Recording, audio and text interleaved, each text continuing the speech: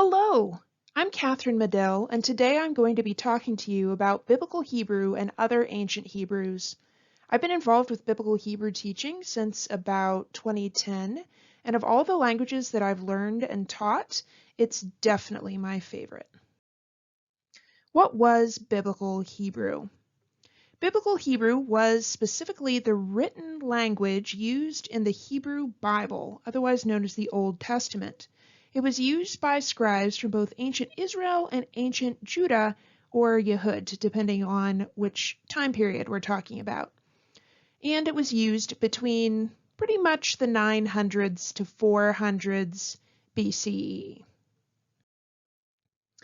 So, if Biblical Hebrew is used in the Hebrew Bible, what is the Hebrew Bible? The Hebrew Bible, or Old Testament, is a collection of documents that are central to both Judaism and Christianity and important to a number of other religions as well. The Hebrew Bible is made up of about 39 smaller books, which honestly are all kinds of different things. There's some of everything in the Hebrew Bible.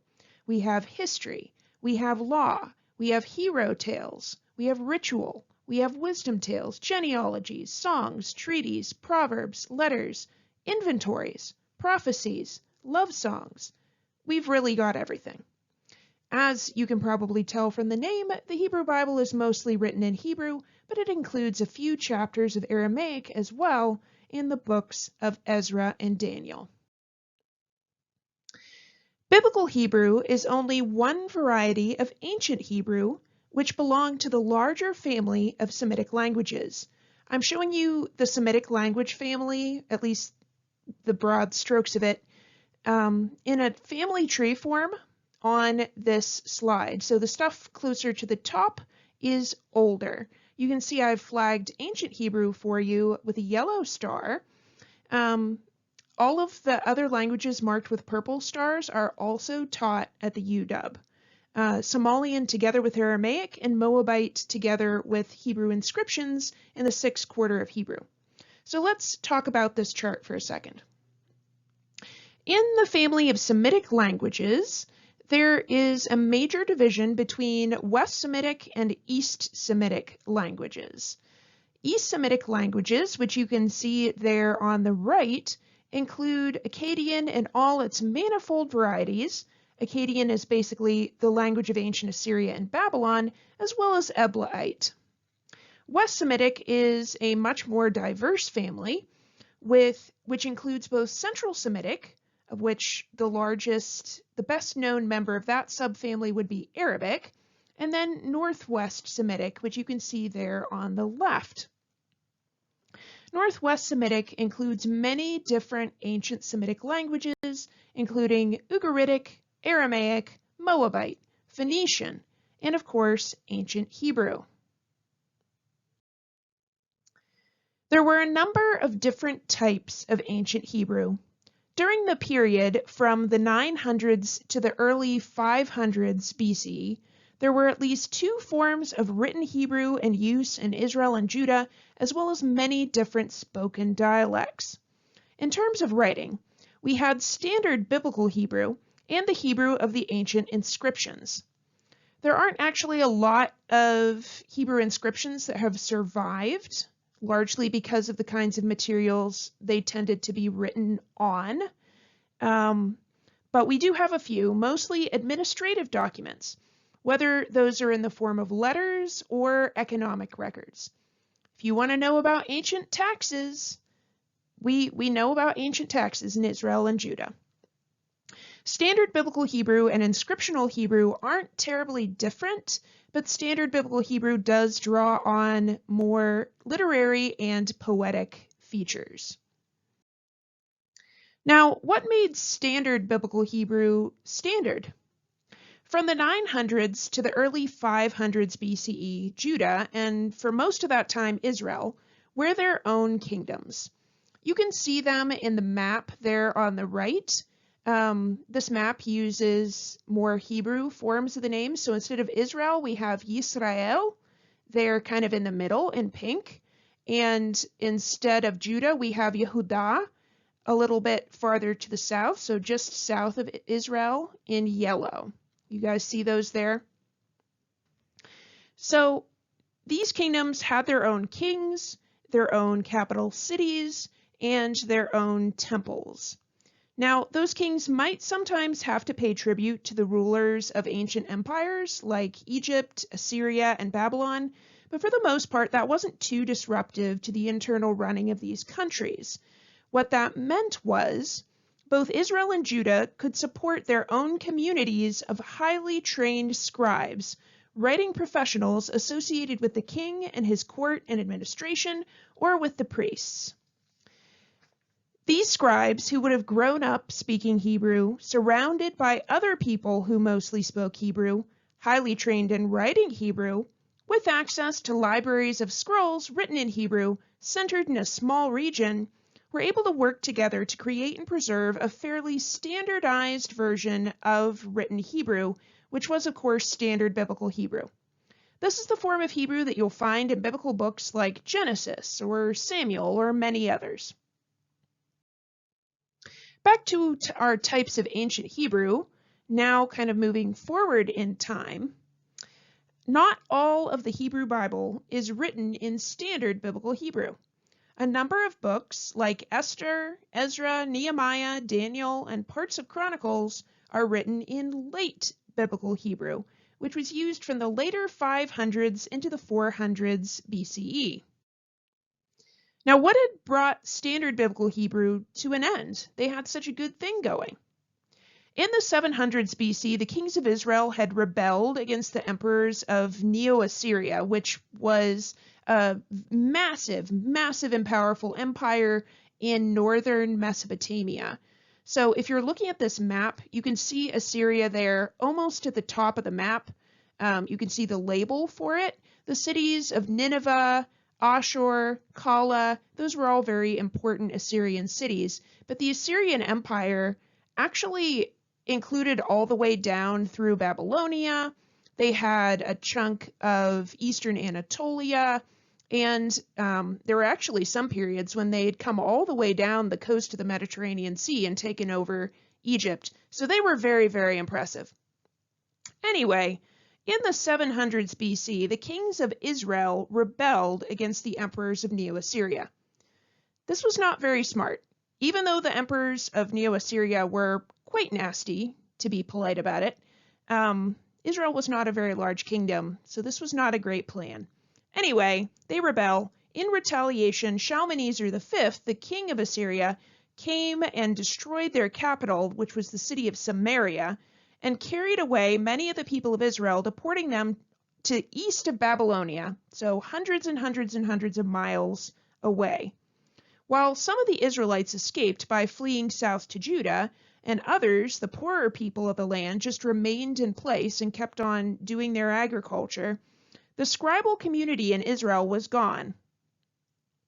Judah managed to continue as a kingdom until the late 600s BCE, when their kings too rebelled against a great empire. By this point, Assyria has fallen. Now Neo-Babylonia is in charge.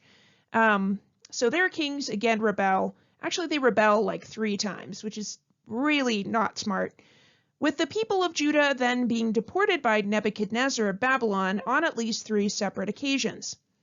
Now the scribal community of Judah has been scattered as well. Cut off from access to other scribes and from libraries of Hebrew texts, trying to make a living either doing other work or by switching to writing documents in Aramaic, surrounded by people speaking languages other than Hebrew, the scattered scribes had a very different experience than they had before. As decades went by, the scribes trained their apprentices in a wide variety of ways, perhaps training them primarily in Aramaic, the administrative language of the Mesopotamian empires. We actually have a few texts that were written by the Judean exiles in Babylonia. Those texts are written either in Aramaic or in Akkadian, which was another important language in Assyria and Babylon. They are not written in Hebrew. So clearly, the local scribes are now working primarily not in Hebrew. When the Persian conquest of the region in the 500s BCE finally allowed some of the Judeans to return to their grandparents' home, they found it much changed, with many different languages being spoken. Thus, with this very different training and environment, the scribes who wrote or collected the late Biblical Hebrew texts could no longer write in standard Biblical Hebrew, although they clearly used it as a reference and often tried to emulate it. Instead, they created their own form of Biblical Hebrew, which was deeply influenced by Aramaic. We call this form of Biblical Hebrew Late Biblical Hebrew. Let's look at a couple of examples of ancient Hebrew, just for fun. So first, a couple of things to know about Biblical Hebrew before I show you a little text and talk through it. Biblical Hebrew reads right to left, so I'm going to start at the right hand of the screen and be reading from there. The letters that you see are all consonants. There are 22 consonants in the Biblical Hebrew alphabet. The vowels are represented by dots and other markings either above, in, after, or below those consonants. These vowels were only added to the Biblical Hebrew text in about the 600s to 800s AD, so there's a significant gap between when these texts are being written and when the vowels are being added. So let's look at this little text. This is a very famous text from Genesis, in Hebrew known as Bereshit, chapter 1, verses 1 to 3. I'm first going to read the whole thing and then we're going to talk through this. So verse 1, starting from that first purple triangle. Bereshit bara Elohim et hashamayim ve'et haaretz. Second verse. V'haaretz hayta tohu vavohu, v'choshech al pnei tohum, v'ruach Elohim merachefet al pnei hamayim. Third verse. V'yomer Elohim yehi or, v'yehi or. Let's talk about this. So starting back in the first verse again, we have Bereshit, in the beginning. Bara, he created. Elohim, God. Et hashamayim, the heavens or skies. Ve'et haaretz, and the land. So we can put it together. In the beginning, God created the skies and the land. Second verse. V'haaretz, and the land. Hayta, was. Tohu, empty. Vavohu, probably void. This word is actually extremely rare, so we're not entirely sure about the exact connotations of this, but something like desolate or void. V'choshek, and darkness, al pnei tahum, was over the face of the deep. So we've got some water, deep water, and over the water it is dark. V'ruach Elohim, and the breath or spirit of God, merachefet, was fluttering. We see merachefet used to describe birds flying, for example. So merachefet was fluttering, al pnei hamayim, over the face of the waters. Third verse. V'yomer Elohim, and God said, yehi or, let there be light. V'yehi or, and there was light. Let's look at a couple of other examples. Let's think about some other ancient Hebrews, in particular about Hebrew inscriptions. What do you need to know about Hebrew inscriptions before we jump in? Like Biblical Hebrew, Hebrew inscriptions read right to left. Here we're only going to get consonants, no vowels. The vowels have not yet been added, it's just consonants. So the ancient people would have had to sort of put the vowels in as they were reading it. They would have had to know what vowels to put in. The Hebrew inscriptions use the original Hebrew alphabet, which is used before Nebuchadnezzar comes and carries the Judeans away. While Biblical Hebrew as we have it today, and on the previous slide, me go back there for 1 second. Oh, it won't let me. Okay, never mind. Biblical Hebrew as we have it today actually uses the Aramaic alphabet. So after the Judeans come back from exile, one of the things that's happened with them becoming used to using Aramaic for writing is they're now using the Aramaic alphabet. So let's look at a couple of examples of Hebrew inscriptions because they're fun. This is an inscription from the fortress of Lachish. So it would start at the top right and sort of go across in lines. If you're like, this is a really funny looking piece of something to write on, it's actually written on a piece of broken pottery. Now, what is this thing? This is a report which was sent from the commander of a small outlying fortress to the great commander of the garrison at the fortress of Lachish, which is an important city near Jerusalem. This letter is sent during the final war between Nebuchadnezzar of Babylon and the Judeans in 586 BCE. The Babylonians had been advancing through Judah, taking city after city. The writer basically says that the town of Beit Harapid has been deserted and that some important people have been escorted to safer locations to get them away from the advancing army. He then closes the letter by saying, "May you know that we are watching carefully for any fire signals from Lachish, because there are no signals from the garrison at Azekah anymore." He tries to be kind of cheerful and objective in this letter, but there at the end you can kind of see he knows he's not going to be able to keep his garrison in place for much longer. Things are not looking good for Judah. And he was right. Quite soon after this, Nebuchadnezzar takes both Lachish and Jerusalem and deports a massive number of people. Let's look at one more Hebrew inscription. This one is actually fun because it's kind of a crossover between biblical Hebrew and Hebrew inscriptions. This here on the right is the remains of a silver amulet that was found at Ketef Hinnom. This is the oldest written thing that we have, which includes a piece of the Hebrew Bible text. It's from the 600s BCE and includes the priest's blessing from Numbers 6, 24 to 26, as well as another blessing that's not from the Bible. Let's look at what it says. So, as you can see in the previous picture, it's kind of broken and the edges are kind of worn off. So anywhere you see ... in this little transcription, it's because it's broken.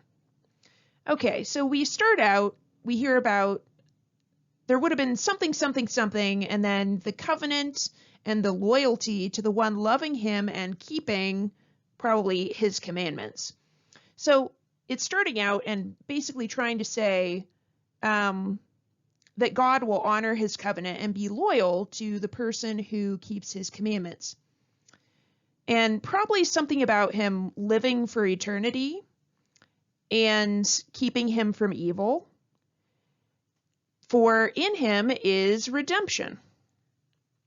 For Yahweh will bring us back or return us ...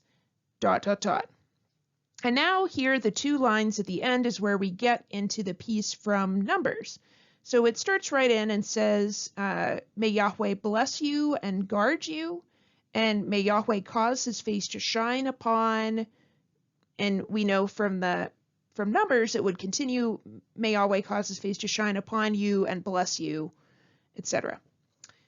So this is really fun because we can see in a Hebrew inscription this really ancient piece of the Hebrew Bible. So what does the Biblical Hebrew program look like at the UW? There on the right, I've just given you a picture from Tel Dan. This is an ancient Hebrew city. Very impressive. It's a lot of fun. You should go there. It's really cool. Anyway, so what is the Biblical Hebrew program like at the UW? There are 6 full quarters of Biblical Hebrew available. Each quarter is 5 credits. So if you do 1 year, you've got 15 credits, which you can use to either fulfill your language requirement or for A&H credit. I teach the first year, which is BibHeb 101, 102, and 103, and Dr. Scott Nagel teaches the second year, which is BibHeb 201, 202, and 203. By the third quarter of Biblical Hebrew, you will be able to read Biblical Hebrew prose straight out of the Hebrew Bible. My students that I have right now are jumping into Genesis. We're going to look at some Exodus. We'll do some Samuel. We'll read a lot of cool things. And then in the second half of this third quarter of Biblical Hebrew, they get to pick the texts that they are interested in, and we'll go through them together in class. In the second year of Biblical Hebrew, Dr. Nagel teaches Biblical Hebrew poetry, then a book of the Bible, and finishes off with Hebrew inscriptions. So if you thought those inscriptions were cool, there's a whole class on that, which is really amazing. Now, you might say to yourself, hey, isn't Biblical Hebrew a dead language? Why should I learn a dead language instead of Spanish, for example? Well, I mean, you could learn Spanish too, but Biblical Hebrew gives you a deeper access to the Hebrew Bible, if that's something that's interesting or important to you. It also prepares you to learn other Semitic languages like Modern Hebrew or Arabic. So if you want to learn Arabic after learning Biblical Hebrew, that will be significantly easier than if you had just jumped straight into Arabic, because you'll already understand a lot of the grammatical structures and you'll know a lot of vocabulary which has cognates in Arabic. Also, dead languages are nice because all the texts that are going to be written in that language have already been written. Now, sometimes we do find new ones, but what that means is you need less vocabulary in order to succeed. So, for example, if you want to read the Hebrew Bible, you only need 385 words. And with those 385 words, you can read 80% of the text of the Hebrew Bible. So it's really amazing. Also, if you're more of a reading-writing language learner, dead languages are certainly easier to learn than living ones. I enjoy learning both dead and living languages, but I think as an introvert, because I don't have to come up with a conversation, dead languages can be easier for me. All right, so what kind of courses are available if you're interested in Biblical Hebrew? Well, we can only offer the first year of Biblical Hebrew every other year. So Biblical Hebrew 101 will next be taught in fall 2024. However, we do have a lot of Bible-related courses coming up next year if you're interested in that. For example, Melk 202, Introduction to the Hebrew Bible, will be in fall 2023, 5 credits. In the winter, we have 2 courses. We have a Biblical Prophets course, which is 3 credits, and a Royal Literature course, which is 3 credits. That one is a little less Bible-y and more ancient Middle East-y. We do a lot of myths about kingship in the ancient world. It's a really good time, but a little less Bible-y. And then in the spring, we'll have wisdom literature in the Bible in the ancient Near East, and we'll have From Israelites to Jews, which will pick up after the Judean exile and then kind of work through about 125 AD. So that again is in the spring, and that one is 3 credits. Also, sometime next year, we're hoping to offer Archaeology of Biblical Israel, which should be really fun. I don't know what quarter that's going to be because I'm not teaching that one. I am teaching the other 5 courses on this slide. The other ancient Semitic languages, Ugaritic and Aramaic, are also taught by members of the Melk department at UW if you're interested in them, but they do usually require you to have a year of Biblical Hebrew first, just to give you that kind of background in the grammatical structure of Semitic languages. If you're interested in Akkadian, which is the language of ancient Babylon and Assyria, we don't have a regular course in that, but if you talk to us, we might be able to set you up with an independent study. So Akkadian is super fun. I very much enjoy Akkadian. Okay, if you have any questions about Biblical Hebrew or the other ancient Semitic languages here at the UW, please come talk to me. You can visit my office in Denny M220B, or you can email me at kmed1@uw.edu. You can also find me on the Milk faculty page if you don't remember this information and have a question later on. All right. Thank you very much for listening to me all this time. I hope you'll consider Biblical Hebrew, and I wish you well in your language journey. Lahitraot. That means goodbye.